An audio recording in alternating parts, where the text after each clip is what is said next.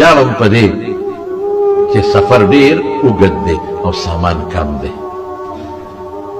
آی هاي واقعي چې سړی دوبۍ ته لاړ شي یو کال پس به واپس راشي، سعودي ته لاړ شي یو 2 کاله پس به راشي، لندن ته لاړ، ملیشیا ته لاړ 3 کاله به تېر کړي، څلور به تېر کړي، لس به تېر کړي او خپل کلي ته به واپس راشي. خو د مرګ په سفر چې یو سړی ورشي د هغه واپس کېدل بیا ګران دي، نه واپس کېږي.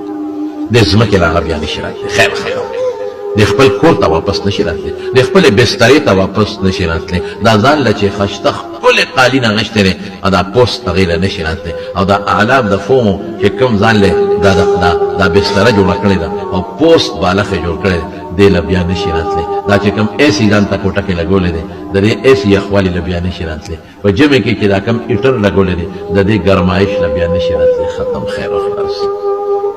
کوم کور چې جوړ کړی دی او جنازه په هغه دروازه وته، په خدای قسم که په دې کور واپس قدم کېږدي، ختم، خیر و خلاص. د مرګ سفر ډېر اوږد سفر دی، ډېر اوږد.